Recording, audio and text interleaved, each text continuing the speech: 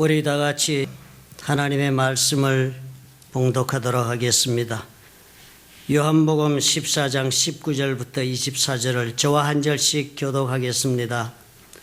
조금 있으면 세상은 다시 나를 보지 못할 것이로되 너희는 나를 보리니 이는 내가 살아있고 너희도 살아있겠음이라. 그날에는 내가 아버지 안에 너희가 내 안에 내가 너희 안에 있는 것을 너희가 알리라. 나의 계명을 지키는 자라야 나를 사랑하는 자니 나를 사랑하는 자는 내 아버지께 사랑을 받을 것이요 나도 그를 사랑하여 그에게 나를 나타내리라. 가룟이 아닌 유다가 이르되 주여 어찌하여 자기를 우리에게는 나타내시고 세상에는 아니하려 하시나이까. 예수께서 대답하여 이르시되 사람이 나를 사랑하면 내 말을 지키리니 내 아버지께서 그를 사랑하실 것이요 우리가 그에게 가서 그 처를 그와 함께 하리라. 나를 사랑하지 아니하는 자는 내 말을 지키지 아니하나니 너희가 듣는 말은 내 말이 아니요 나를 보내신 아버지의 말씀이니라. 아멘.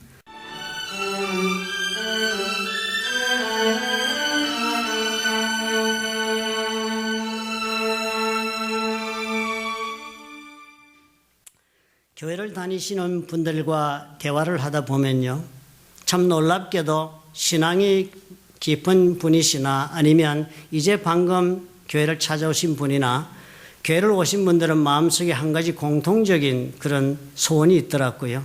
그것이 다름이 아닌 놀랍게도 하나님을 사랑하고 한번 살아보고 싶다는 그런 깊은 속에 숨겨진 그런 소망이 있더라고요. 하나님을 사랑해 보겠다. 그렇게 한번 사랑하면서 신앙생활 해보면 참 좋겠다. 이렇게 생각을 합니다. 또 그래서 예수님을 나도 사랑하면서 살아야지 이렇게 마음을 먹고 그렇게 신앙생활을 하십니다. 그러나 그렇게 하나님을 사랑하고 예수님을 사랑하는 그런 신앙생활을 해보고 싶으시다면요, 제일 먼저 우리는 우리의 그 사랑의 대상이 되는 예수님의 그 마음을 우리가 헤아릴 수 있어야 하겠습니다. 그렇지 않겠습니까? 그 마음이 어떠한지 그 마음을 우리가 이해할 수 있어야 무슨 사랑이든 뭐든 관계를 한번 시작해 볼 수가 있지 않겠습니까? 상대방의 속마음을 전혀 개의치도 않으면서 나는 그런 데는 관심이 없어. 나는 내 마음대로 말하며 내 마음대로 행동하고 나는 살 거야. 그러시면서 나는 당신을 사랑해. 그러니 나를 사랑해 줘. 이렇게 말한다면 그런 일은 일어날 수가 없는 것입니다. 누군가를 사랑하게 되고 그리고 또 사랑받기를 원하신다면 먼저 나의 그 사랑의 대상이 되는 그분의 마음이 어떠한가 헤아리려고 애를 써야지요. 그래서 헤아린 만큼 사랑은 익어갈 것입니다. 또 그런 까닭에 우리가 정말 예수님을 사랑하고 살고 싶다는 그런 마음에 소원이 조금이라도 있다면 우리는 먼저 예수님의 마음은 어떠할까 이 생각을 골똘히 해보아야 합니다. 내가 믿고자 하는 그 예수님은 도대체 어떤 마음을 품고 계신 분일까? 이걸 알아야만 사랑이든 뭐든 시작을 하실 수가 있습니다. 예수님의 마음은 어떠할까? 여러분 생각해 보신 적 있으시지요? 빌립보서 2장 5절과 8절에는 아름다운 하나의 시편처럼 예수님의 마음을 이렇게 묘사해 놓았습니다. 너희 안에 이 마음을 품어라. 곧 그리스도 예수의 마음이니. 얼마나 멋지게 시작합니까? 곧 그리스도 예수의 마음이 이러하니까 이 마음을 너희들 마음속에 나누어 품어라. 그리고서 그 마음이 어떠한지 6절부터 이렇게 설명을 합니다. 그는 예수님은 근본 하나님의 본체시다. 하나님과 본질적으로 꼭 같으신 분이시다. 하나님과 동등됨을 취할 것으로 여기지 아니하셨다. 그럼에도 불구하고 예수님은 하나님이심에도 불구하고 나 하나님의 권리를 내가 그대로 다 누리겠다고 주님은 하지 않으셨다는 거예요. 내가 마땅히 누려야 될 하나님 되심을 내가 다 내려놓겠다라고 하신 분이 예수님의 마음이다. 오히려 그렇게 하신 뿐만 아니라 오히려 자기를 비어 종의 형체를 가져 사람과 같이 되었다. 사람들 속에 오신 예수님이 이렇게 오셨다는 거예요. 그냥 사람들 가운데 하나님으로 오신 것이 아니고요. 사람들과 똑같이 사람들을 섬기는 그런 종이 되겠다고 마음을 먹으시고 예수님이 우리 가운데 오셨다고 합니다. 그리고 8절은 이렇게 적습니다. 사람의 모양으로 나타나사 자기를 낮추시고 지극히 자기를 겸손하게 만드셨다. 낮아질 수 있는 자리까지 주님은 내려가신 것입니다. 그리고서는 죽기까지 복종하셨다. 곧 십자가에 죽으신 것이 바로 그 증거가 아니냐 그렇게 말씀을 하는 것입니다. 예수님 마음이 어떻다고 지금 얘기를 합니까? 첫째는 하나님이 되심에도 불구하고 나 하나님 대접 안 받아도 좋다 그렇게 하셨대요. 그리고 두 번째는 어떻게 해요? 나 종으로 와서 당신들을 좀 섬겨주겠다라는 마음으로 우리 가운데 오신 그런 마음이시랍니다. 그리고 지극히 자기의 무슨 자존심이나 예수 그리스도의 그런 어떤 대접이나 이런 것을 생각지도 않을 뿐 아니라 누가 얼마든지 낮추더라도 그 낮춤을 수용하면서 십자가에 올라가서 자기 목숨을 내어놓기까지 하시는 그런 마음으로 우리 가운데 와 계셨다 하시는 것입니다. 엄청난 일 아닙니까? 여러분 서로 목숨을 걸고 사시는 부부간에 우리는 서로를 위해 삶을 다 주고 모든 것을 다 주었다고 얘기하는 부부 사이에서라도 이런 마음을 가지고 살까요? 정말 아내에게 나는 남편 된 모든 것을 다 비우고 종으로 당신을 섬기겠다고 지금 살고 있는 남편이 몇 분이나 계실까요? 아마 대단한 환영을 받겠습니다. 남편들이 아마 그러면 아마 여자분들이 평생을 아마 행복하다 하시지 않겠어요? 남편이 지극히 겸손하고 낮추어서 아내가 뭐라고 하든지 간에 자존심 상해하지 않는 남편을 보기가 드문 것은 의일이지요. 우리는 전혀 거리가 먼 마음을 예수님은 가지고 계신데요. 예수님을 사랑하시려면 이 마음을 아셔야 하는 것입니다. 주님께서 왜 이렇게까지 하시겠나, 그리고 자기가 왜 이렇게까지 하겠나 하는 이유를 성경은 설명을 합니다. 그 첫째가 하나님의 뜻이기 때문에 그랬습니다. 이 세상 무엇이든지 간에 하나님이 말씀하시고 원하신다면 예수께서는 따르시는 그 뜻에 순종해 사는 분으로 결정하셨으니까, 그런 모습으로 그런 마음으로 인간을 사랑해 달라 하셨으니까 그래서 그렇답니다. 그리고 두 번째로는 요한복음 13장 1절에 이렇게 적습니다. 예수께서 자기가 세상을 떠나 아버지께로 돌아가실 때가 이른 줄 아시고, 이제 살다가 떠나가게 되는 작별하게 되니까요. 이제 그만 헤어지게 됐으니까 그때 그것을 아시고서 주님이 이렇게 설명을 하십니다. 세상에 있는 자기 사람들을 사랑하시되 끝까지 사랑하시니라. 시작도 사랑이었지만 이제 떠나간다고 야 이제 그만이야 알아서들 해가 아니고 가시면서도 끝까지 사랑으로 결론을 내시더라 그랬습니다. 그것이 예수 그리스도의 마음이랍니다.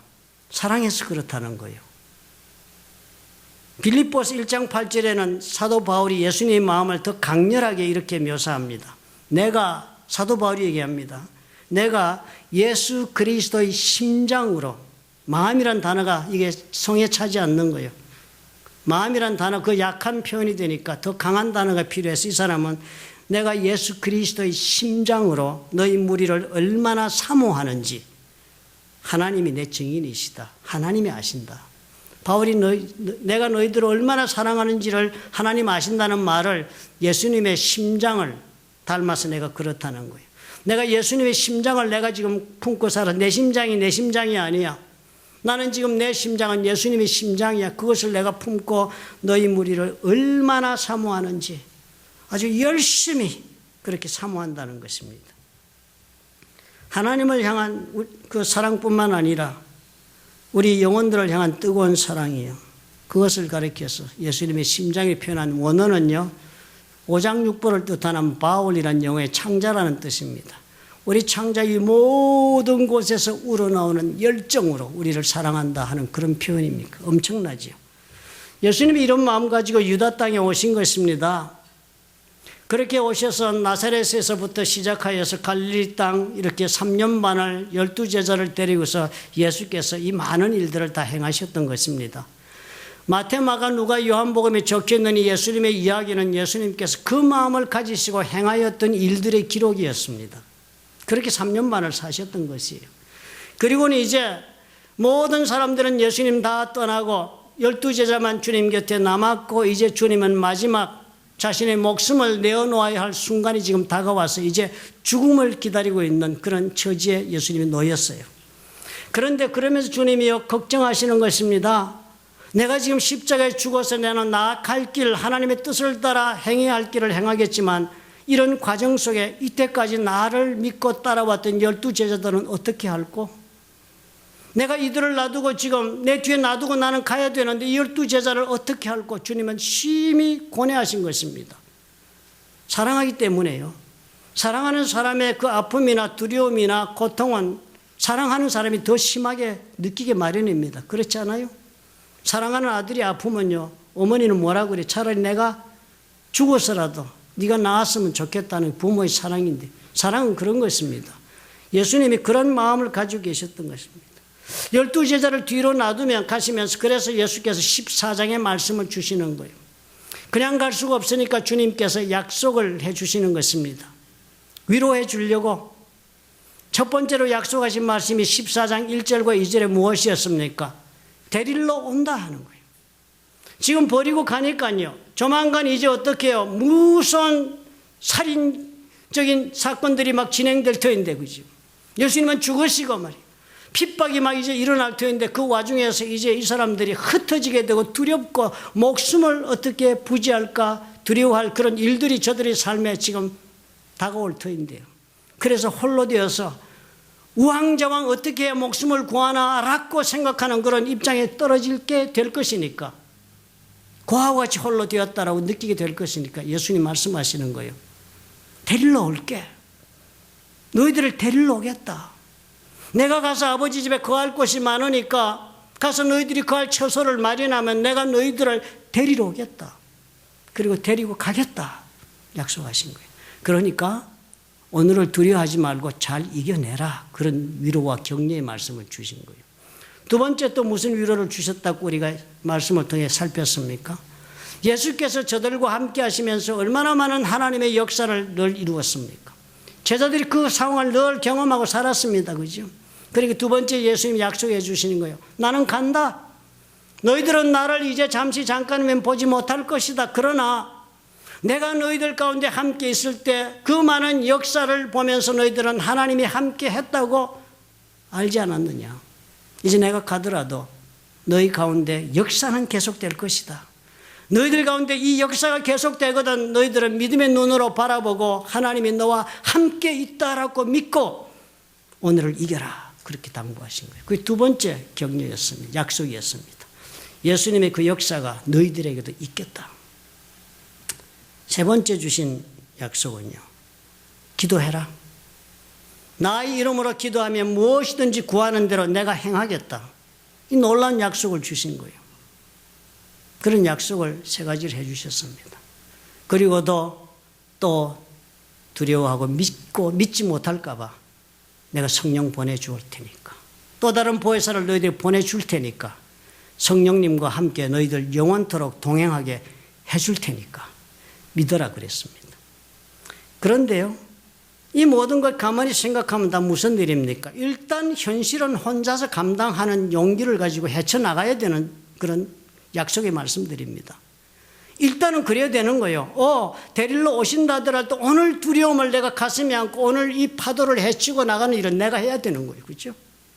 지금 그런 상황이니까 예수님이 가만히 생각해 보니까 저들을 사랑하기 때문에 이것만 가지고도 또 저들에게 위로가 더 필요한 것을 주께서 아시고 오늘 이 말씀을 주신 것입니다.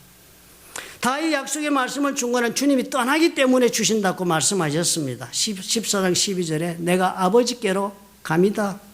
Because I am going to the Father. 내가 하나님께로 가기 때문에 이 말을 한다 하신 것입니다. 그래서 사랑하기 때문에 주께서 또 말씀을 하시는 거예요. 이전에 한국에서 있었던 어느 공무원이요.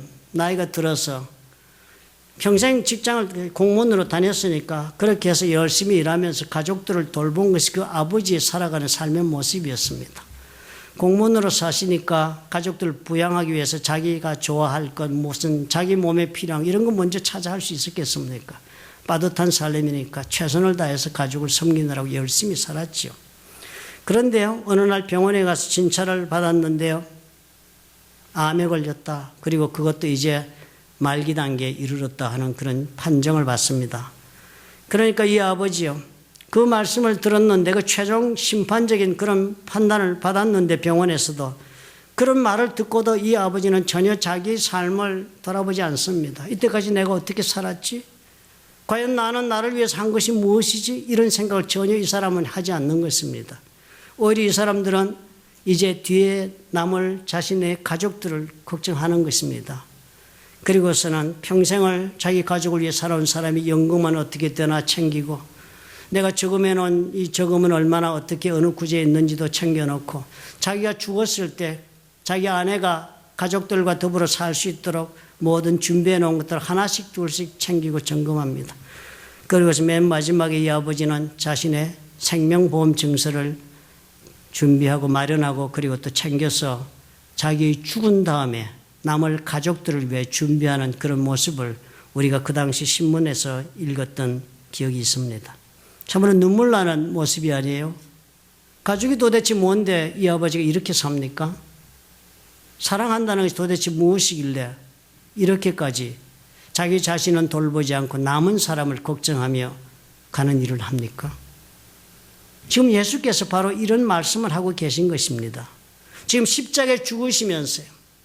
남은 이 제자들이 겪을 이 삶의 이 과정을 주님께서는 지극히 관심을 가지시고 염려하시면서 바라보시는 것입니다. 물론 하나님께서는 세우신 계획을 중단 없이 저들의 삶 가운데 진행하시겠지요. 그렇지만 그럼에도 불구하고 저들에게 오늘 닥치는 현실은 저들이 힘들고 그리고 감당하기에 두렵고도 불안한 그런 사건들로 저들을 사로잡을 것이기 때문이었습니다. 물론 주님은 아시지요. 믿음을 지키는 한 저들은 승리할 것도 예정되어 있고 약속되어 있는 거 아시지요. 그렇지만 저들의 그 피부가 느끼고 있는 그 어려움과 저들이 감정이 겪는 그 고통에 대한 저들이 겪는 그 누구도 도와주지 못할 때의 소외된 자의 그 두려움 이런 것들을 주님은 아시기 때문에 그 고통을 주님께서는 염려하신 것입니다. 그래서 오늘 말씀을 주신 것이에요. 우왕좌왕하고 그리고 흩어지면서 두렵게 살고 말까 봐 우리 하나님 약속을 하시는 것입니다. 그 약속한 첫 번째가요. 부활이 그냥 부활이 아니다 하시는 것입니다. 지금 너희들이 지금 산다 하시는 것입니다. 지금 살 것이다. 두려워하지 말아라. 죽지 않는다. 그래서 하시는 말씀이 요한복음 14장 19절의 말씀입니다. 조금 있으면 세상은 다시 나를 보지 못할 것이로되 조금 있으면 내가 십자가에 죽으니까 세상이 나를 못 볼 것이다. 그리고 나면 너희는 나를 본다. 부활하신 주님이 제자들을 만나 주실 것이니까요. 너희는 부활한 나를 만나보게 될 것이다. 이는 내가 살아있고 너희도 살아있겠음이라. 이 사람들이 살아있어서 나를 본다고 예수님 말씀하시는 거예요. 예수께서 저들이 약속하고 계신 말씀은요. 부활한 뒤에 생명이 있고 또 영생이 너희들에게 있으니 지금 두려워 말고 그냥 살아라고 하시는 말씀이 아니지요. 부활한 나는 너희들을 만나서 부활을 확실하게 너희들이 약속한 것을 증거해 보인다. 그러나 그뿐만이 아니라 너희들은 지금 어려움과 고통을 당해도 죽지 않는다. 너희들은 지금 생명을 누리고 산다. 미래의 삶이 아니라 지금 너희들에게 생명의 삶이 있다라고 주님이 약속해 주시고 그것을 확인해 주시는 것입니다. 지금 이 순간이 너희들 생명을 유지하고 산다. 두려워하지 말라. 지금 그 영생에 그 누리는 그 생명이 지금 살아있는 이 동안에 죽어 부활하지 않고서도 너희들은 그 상태 속으로 들어간 것과 같이 생명을 보존받는다라고 예수님 말씀하시는 거예요. 그러니 두려워 마라. 두 번째가요. 예수님에 대하여 확실하게 알게 해주시겠답니다. 지금까지 알고 있는 것을 넘어서서 확실하게 깨달아 알게 해주시겠다고 합니다. 14장 20절에 그래서 이런 말씀을 적었습니다. 그날에는 아버지 안에 내가 아버지 안에 너희가 내 안에 내가 너희 안에 있는 것을 너희가 알리라 그랬습니다. 과거에 너희들이 알고 있다 이런 뜻으로 말씀하지 않고 지금 알게 된다는 단어를 썼습니다. You will realize 알게 된다. 예수님이 하나님의 됨을 알게 된다. 나사렛 예수가 과연 우리 가운데 어떤 분이시나 알게 된다는 말을 하시는 말씀을 가만히 보니까요. 내가 아버지 안에 그렇게 했습니다. 내가 아버지 안에 있다는 것을 너희들이 알게 된다. 즉 예수께서 우리 옆에 늘 같이 계셔서 사람으로 이렇게 살았으니까 그런가 하고 생각하고 우리가 살기 쉽지만 신적인 능력이 있다라고 정도로만 생각하기 쉽겠지만 주님이 분명하게 알게 해주시겠다. 누구라고요? 나는 신이다. 나는 사람이 아니다. 나는 신이다라는 것을 알게 해주시겠다는 거예요. 그런데 그뿐만이 아니죠. 너희가 내 안에 내가 너희 안에 있는 것을 알게 해주겠다. 즉 예수께서 인간의 몸으로 이 땅에 오셔서 우리 가운데 사람의 형체를 입고 산 것도 또한 알게 해주시겠다. 지금 예수님이 과연 누구시며 우리 가운데 현재 나의 모습과 동일한 모습으로 와서 나와 함께 나의 감정도 공유하고 나의 삶도 나누고 사는 그런 존재인 것을 확실하게 알게 해주겠다는 거예요. 이거 대단히 중요한 약속이지, 그죠? 내가 예수님을 아는데요, 하나님으로서만 아는 게 아니고 나를 위하여 죽으신 분, 그런 분을 아는 게 아니고요. 그 예수님이 내 옆에 같이 사시면서요, 내 삶을 그대로 나누시는 거예요. 나의 삶의 현장에 동행해 주시면서 같은 밥도 먹고 같은 일도 하고 같은 거리를 걷기도 하고 대화를 나누고 그리고 내가 느끼는 감정도 그대로 공유해 주시는 것입니다. 내가 누리는 감정, 기쁘면 기뻐하시고 슬프면 슬픔도 나누시고 그대로 동일한 감정 공유하고 사시는 그런 분인 것을 알게 해주겠다는 거예요. 이거 엄청난 발견이 되겠습니다. 그죠? 그런 분이 내 옆에 있으면 여러분 우울증 같은 것은 자동 치료가 됐습니다. 그죠? 남편이 잘못해서 아내들이 우울증에 걸린다고 저는 생각합니다. 그러다 우울해가 계속되도록 놔두면 우울증이 되겠죠. 그죠? 빨리 남편들이 깨달아야 해요. 이 인칸의 성육신을 못해서 아내들이 그렇게 된다는 사실을 빨리 발견해야 합니다. 예수님이 그걸 주신다는 거예요. 얼마나 대단한 약속 우리한테 주십니까? 자신이 하나님이라고 말씀하셨잖아요. 그죠? 그렇지만 그 하나님이라고 말씀한 것이 현실적으로 얼마나 믿어졌겠습니까? 옆에 살아서 그냥 옆에 있는데. 그런 분이 죽는 것으로 끝나버린다면 어떻게 됩니까? 그 죽음이 아무리 비이기적이고 순간 목적을 위해 죽었다 할지라도 또 용기가 넘치는 그런 죽음을 죽으셨다 할지라도 다시 살아나시는 것이 없다면 예수님은 단지 한 인간일 뿐 그 이상이 되시지 못할 것입니다. 다시 살아나시는 것이 없으면 예수님은 그저 좋은 선생님이죠. 아니면 좋은 친구, 그 이상이 되실 수가 없는 분입니다. 본인이 무엇라고 하셨든지 간에. 그렇게 되면 우리의 믿음이나 예수님에 대한 지식이 거기에 멈추게 돼. 그것이 우리가 아는 전부요. 그 우리가 전부하는 그것으로 우리는 인생을 믿고 헤쳐나가야 된다는 그런 이상한 자리에 우리는 놓이게 됩니다. 예수님이 다시 살아나셔야만 확인이 될 수 있는 일이에요. 예수님이 다시 살아나셔야만 예수께서 주장하신 대로 그는 하나님이심이 증거가 되고 그 모든 말씀이 진실이라고 입증이 될 수가 있습니다. 그래서 바울은 로마서에서요, 죽은 자들 가운데서 부활하사 능력으로 하나님의 아들로 선포되셨다. 부활하심으로.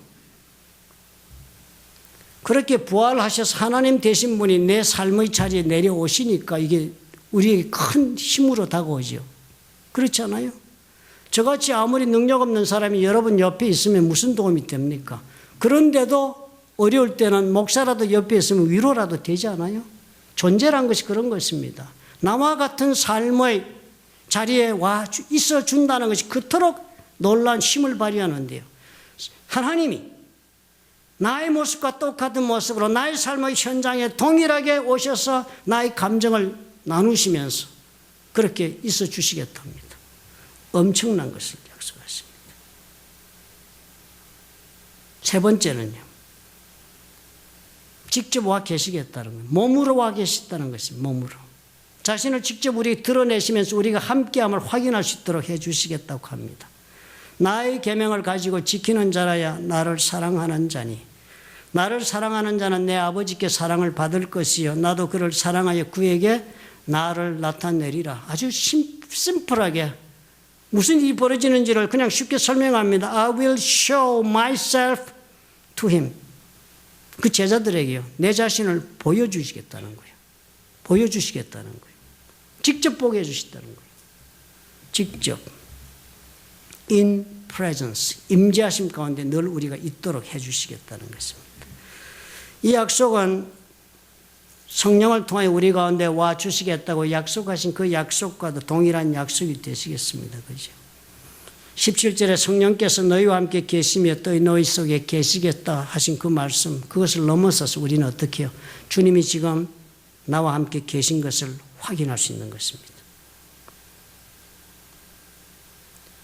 그분의 이름을 제가 잊었습니다. 대우 실업이 이사로 계시다가 나중에 예수 믿고 많은 기독교 문학 서적을 쓰신 분입니다. 그분이 부인이 교회를 열심히 다녔는데 본인은 교회를 안 다녔습니다. 예수를 안 믿고. 부인이 열심히 다니니까 그래 당신이나 열심히 다니라고 그랬습니다. 신앙의 자유는 허락하지만 같이는 안 간다 그랬는데요. 부인이 어느 날 유방암에 걸리신 거예요. 죽게 됐습니다. 그러니까 남편이요. 부인이 그렇게 예수를 믿었는데 이렇게 유방암에 걸려 죽게 됐다니까 이거 뭔가 이상하다. 이제는 판별을 내려야 되겠다. 정말 그 예수를 믿는다는 것이 제대로 믿는 것인지 아니면 그냥 하나의 허상을 쫓는 것인지 판단이 나야 되겠다 생각을 한 것입니다. 그래서 본인이 하나님 앞에 결심을 합니다. 하나님이 과연 살아계시다면 내가 이제 하나님께 다가가겠으니까 내가 하나님 앞에 다가갈 테니까 하나님께서 하나님 되심을 나에게 보여달라고 그랬습니다. 그리고 새벽마다 일어나서 새벽 기도 시간에 아내는 새벽 기도 가면 자기는 성경을 펴서 읽으면서 노트에 적기를 시작을 했습니다. 내가 이렇게 계속 할 테니까 하나님께서 하나님 되심을 나한테 보여달라고 내가 보면 믿겠다고 그랬습니다. 2달인가 지났다고 합니다. 꾸준히 기도하는 마음으로 기다렸답니다. 그랬는데요. 아내가 유방암에서 나은 것입니다. 그랬더니 남편이 고백하는데요. 하나님께서 내 기도를 들으시고 하나님께서 나에게 자신의 모습을 드러내셨다. 그 드러내신 것을 어떻게 보았다고요? 아내가 나은 것으로 임재함을 보신 것입니다. 주님이 이렇게 임재함을 가지고 확인해 주시겠다고 하신 것입니다. 대단히 중요한 3가지 약속을 하신 거예요. 이 3가지 약속은 어떤 것입니까? 지금 현실적으로 이 제자들에게 가장 필요한 말씀이었습니다. 모든 것이 다 미래형이었습니다. 데리러 오시는 것도, 기도하면 응답받는 것도, 그리고 앞으로 또 역사하실 것도 다 앞으로 잘 될 거야. 걱정하지 마. 그렇지만 오늘은 어떻게 해요? 여전히 두려운데요. 여전히 떨리는데요. 여전히 고통스러운데요. 여전히 참을 수가 없는데요. 어떻게 하지요? 주님 이 말씀하시는 거예요. 이 말씀하시는 거예요. 지금이다. 지금 사는 거야. 나중에 사는 게 아니야. 지금 살게 해줄게. 내가 너 옆에 가서 네와 감정을 공유하면서 실제 내가 너에게 in presence 내가 있다는 것을 너로 하여금 알게 하면서 너 옆에서 삶을 나누고 네 감정을 내가 공유하며 살아줄게. 그렇게 하신 거예요. 놀랍지 않아요? 모든 보장이 있다고 오늘을 행복하고 오늘을 하나님 앞에 평안을 유지하며 살 수 있는 것은 아니지 않습니까? 우리 믿음이 있죠. 우리가 다 예수를 믿어 천국 가지요. 이 세상에서 실패할 그리스도인이 누가 있습니까? 제대로 하나님을 믿어 구원의 반열에 섰다면 우리 하나님께서는 반드시 우리를 어떠한 환난과 유혹과 고통을 거쳐서라도 주님께서 우리를 붙잡으시고 천국을 인도하실 것입니다.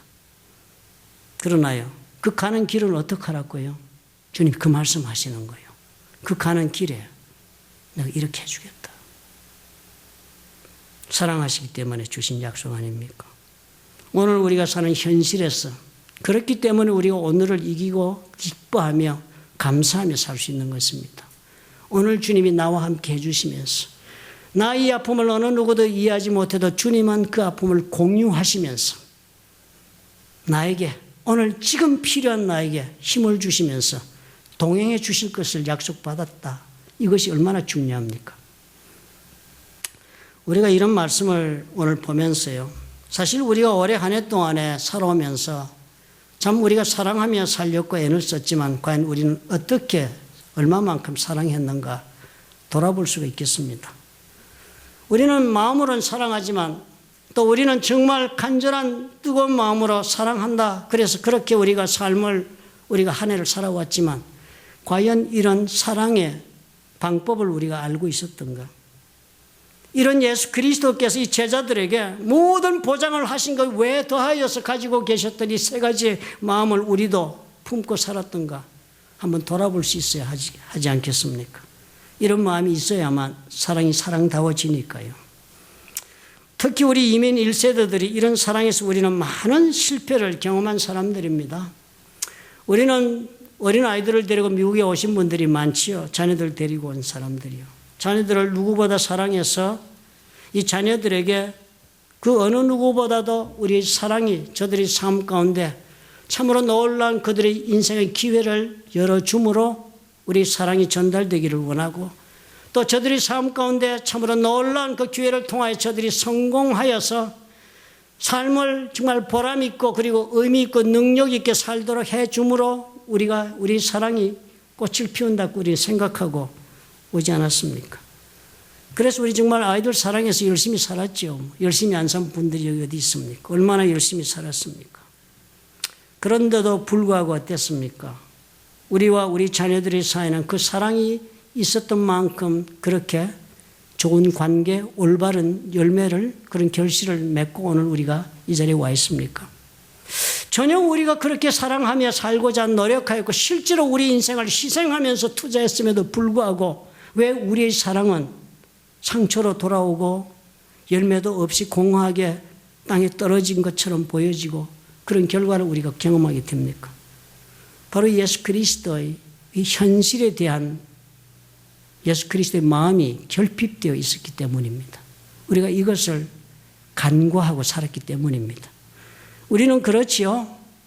우리 아이들에게 많은 도움을 베풀었다. 아니면 나는 사랑하는 우리 가족들에게 많은 도움을 베풀었다라고 우리는 그렇게 자부하고 살지만은요. 우리는 대개의 경우에 나의 사랑하는 사람들의 삶의 현장에 동석하지 않았습니다.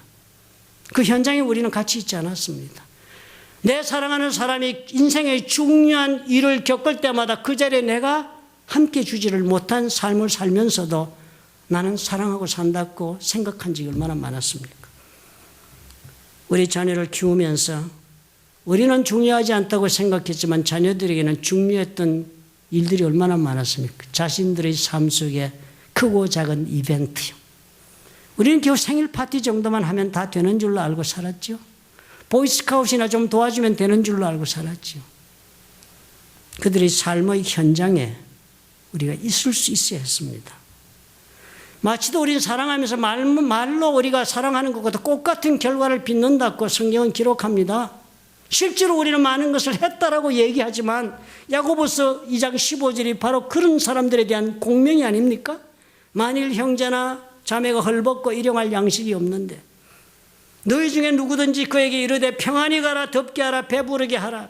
상대방이 우리는 필요를 알아서 그 말을 다 할 줄 아는 것입니다. 그리고 그 몸에 쓸 것을 주지 아니하면 무슨 유익이 있겠느냐. 그 몸에 쓸 것을 주었다 할지라도 그 삶의 현장에 우리가 함께하지 않았다면 준 것이 아닌 것이 우리가 본 결과가 아니었습니까? 상대가 고통을 통과하는 과정에 함께 주지 않으면 사랑은 결코 전달되지 않습니다. 사랑은 결코 나의 사랑이 그 사람의 삶의 힘으로 역사하지 못합니다. 효과가 없습니다. 사랑하는 사람은 위기를 만날 때 무엇보다도 나를 사랑해주는 사람의 존재가 내 곁에 필요한 거예요. 그 존재가 내 곁에 있어야 하는 거예요. 함께 해주어야 할 그 존재가 나에게 꼭 필요한 것입니다. 아이들이 놀다가 다치면요. 그 다쳐서 물론 치료하고 약을 바르는 거 중요하겠지만 제일 먼저 누가 필요합니까? 울면서 누구를 찾아요? 엄마를 찾습니다. 울면서 아이들이 약 발라줘 하는 아이 하나도 없습니다. 울면서 엄마 찾습니다. 존재가 필요한 것이니까. 두 번째로 우리는 어떻게 해요? 살아가면서 우리는 필요한 그때에 우리가 행하지 않았습니다. 필요한 것이 그때에 필요할 때 우리가 제공할 수 있어야 합니다. 오늘 생명이 필요하면 오늘 생명을 주셔야 해요. 오늘 필요한 것을 우리가 사랑한다면 오늘 내가 제공해 줄 수 있을 때 그것이 그에게 효과를 발휘하는 것입니다. 우리는 많은 경우에 계획 속에 살지요. 필요한 모든 것의 목록을 가지고 충족시키면 되는 줄로 알지만 그 필요한 타이밍을 우리는 생각지도 않고 삽니다. 사랑은 타이밍이 맞아야 해요.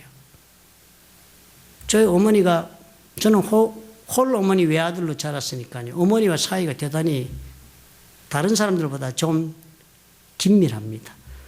좀 심각한 관계지요.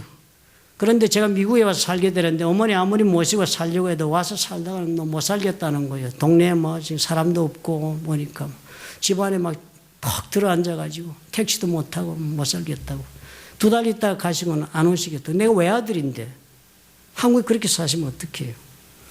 그래서 생활비만 조금씩 보내드리고 그러면서 전화나 자주 하고 이러다가 또 가보고 이러면서 늘 미안하지요. 어머니도 한국에 많은 친구에서 좋다고 하지만 늘 외로운 거예요. 내가 필요한 거예요, 존재가. 그런데 내가 목회를 하게 됐습니다. 그러니까 더 바빠졌죠. 이제는 뭐 가족도 다 이제는 뭐 내 자식도 몰라라 하는데 어머니를 뭐 몰라라 했죠, 뭐. 그렇게 몇 년을 사는데 어느 날 갑자기 어머니가 전화가 온 거예요. 전화하실 분이 아닌데. 전화를 받았습니다. 그랬더니 얘야, 그래도 얘 그랬더니 너 좀 오너라. 빨리 좀 오너라. 서울로 오라는 거예요, 빨리 좀. 그렇게 말씀하실 분이 아닌데. 그런데 그때 마침 제가 이제 갓 목회를 시작했는데 뭐 기도원인가 어디에서 뭐 금식 기도한다고 설교를 약속을 한 게 있어가지고 그것이 뭐 몇 주일 있어야 그게 2주일 뒤인가 있었어요. 내가 그 얘기를 했습니다. 빨리 갈 수가 없는데 내가 지금 약속한 걸 지키고 이 사람의 약속이라면 내가 그냥 가겠는데 이거 설교하고 이 기도에 인도해야 되는 약속이 있으면 못 간다고 좀 기다려 주셔야겠는데요. 그랬더니 평생 그렇게 냉정한 말을 하신 분이 아니에요. 그럼 됐다. 이거 탁 끊으시는 거예요. 오, 그랬고 내가 뭐 놓친 내가 이제는 노망이 드나 이러고 지금 말았습니다. 그런데 일주일 뒤에 한밤중에 전화가 온 거예요. 어머니 돌아가셨다. 제 평생에 이것이요. 필요할 때 나는 아무 도움을 못 준 거예요. 뭐 많은 것을 요구했습니까? 그저 오라. 한번 보자. 꼭 봤으면 좋겠다. 뭐 대단한 역사를 했다고요, 제가 금식 기도원에서 기도했다고 무슨 역사가 났습니까? 가슴속에요. 평생의 회한이 남는 거예요. 그때 해야 돼요. 사랑의 행위가 필요할 그때 행해야 되는 거예요. 우리 자녀들 키우면서 우리가 그렇게 놓친 적이 얼마나 많습니까? 사랑하는 부부간에서도 우리는 무심해서 놓친 적이 얼마나 많습니까? 성육신 해야 해요. 상대방의 감정과 삶의 자리에 내가 공유하는 자리에 가야 돼요. 베푸는 자리에 서시면 절대로 받아들여지지 않습니다. 같이 살아야 돼요. 많은 경우 우리는 베푸는 것으로 족하다고 생각했기 때문에 우리 사랑하는 모습이 겨우 그 모양인 거예요. 그죠? 필요만 채워주고 나 목숨을 바쳐서 당신을 위해 일했잖아. 우리 그런 말 잘하지, 그죠? 다 했잖아, 내가 남편으로서. 내가 아내 되어서 당신을 위해 평생 정말 뒷바라지 다 했잖아. 우리 막 그렇게 막 말합니다. 그치? 그것으로 족하지 않다. 삶을 공유하는 자리에 있어줘야 합니다. 동정하는 자리는 영어로 sympathy, sympathetic 그렇게 부릅니다. 그건 동정하는 거예요. 그건 내가 베푸는 자리에 서서 도와주는 거예요. 그러나 공유하는 것은 empathy, empathetic 같은 공유하는 같이 나눈다 감정을 그런 것입니다. 사랑은 이렇게 베푸는 자리에 있는 것이 아니라 같이 공유하는 거예요. 그 아픔이 내 아픔이고 그 가난함이 내 가난함이요. 그 부끄러움이 내 부끄러움이 되는 거예요. 그래서 성경은요, 도와줄 때 굉장히 조심하라 그러십니다. 베푸는 자리에 함부로 서지 말라는 거예요. 그때는 극도로 조심하라. 너는 구제할 때에 오른손이 하는 것을 왼손이 모르게 해라. 오른손이 하는 왼손이면 극비리에 진행해라. 왜냐하면 잘못하면 이 베푸는 것으로 나는 사랑으로 베푼다 했지만 상대는 어떻게 해요? 아픔이 될 수가 있고 수치가 될 수가 있고 부끄러움이 될 수가 있어서 사랑이 아닌 것이 될 수가 있기 때문입니다. 그 외에 이렇게 오른손 하는 거 왼손이 모르게 하는 말 아무 데도 없어. 이거 헌금하는 거요. 그 옛날에 성전에 보십시오. 11조 뭐고 가지고 가면 다 공개적으로 했습니다. 제사 드리려고 예물 가져가면 제사장이 검사까지 했습니다. 네 가지고 헌물이 지금 옳으니 그러니 심사해서 합격된 것만 받았습니다. 모든 헌물은 다 공개된 것입니다. 예전에는. 요즘 뭐 저 헌금도 비밀로 오른손이 왼손이 헌금은 구제사항이 아닙니다. 헌금은 하나님께 연락하고 드리는 것이기 때문에 공개해도 괜찮은 것입니다. 그런데요, 이것이 다 뭐예요? 우리가 베푸는 자에 서가지고 상대를 삶을 나누지 않았기 때문입니다. 오래전에 제가 이 교회에 이사를 와가지고 저쪽 끝방이 아주 큰 방이라서 거기에서 낮에 성경 공부를 했습니다. 권사님들하고 이렇게 또 시간이 나시는 분 낮에 공부를 하는데요. 여기 산이잖아요. 문이 열려있어. 여름철이니까 문을 열어놓고 있었으니까 햇볕도 잘 들고 너무 좋은데 방충망이 있고 이랬는데 어디서 새가 한 마리 들어온 거예요. 까만 새가 한 마리 들어와가지고 여기 다 참새 이런 거는 많은데 까만 새는 또 처음 봤습니다. 부리가 빨갛고 너무 이쁜 새가. 그런 새가 들어와가지고 막 날아다니기 시작하는데요. 막 공부가 그냥 막 엉망이 됐죠. 뭐 사람들이 새 보고 어쩌고 어떻게 막. 다들 또 마음은 자비로워가지고 예수 믿어가지고 저 새가 빨리 잘 나갈 수 있도록 해야 된다고 그러는데요. 그게 잘 나가집니까? 새가 여기 나르고 저기는 다 가서 부딪히니까 뭐 유리창에 가서 그냥 팍. 거기 안 되니까 또 돌아서 저쪽 유리창에서 더 강하게 막 충돌하고 이러니까 해결이 안 되는 거예요. 그러니까 사람들이 막 왕당하는데 저도 가만히 이거 길이 어떻게 할 길이 없더라고요. 그래서 가만히 생각하다가 제가 새를 몰았습니다. 구석으로 몰았어. 그랬더니 막 새가 구석으로 몰려가면서 막 팍팍 하면서 날아가서 그냥 잡았습니다. 잡았더니 내 손 안에서 새도 심장이 있더라고요. 팔딱팔딱 하더라고요. 그래서 쥐고 나와서 바깥에 놓아주었습니다. 저 뒷마당에 놓았는데요. 부리가 빨갛고 너무 이쁜 거예요. 아주 깃털이 새까맣게. 그런데요.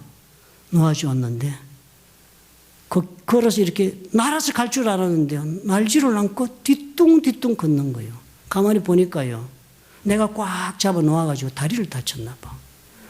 얼마나 미안한지 되게 미안하더라고요.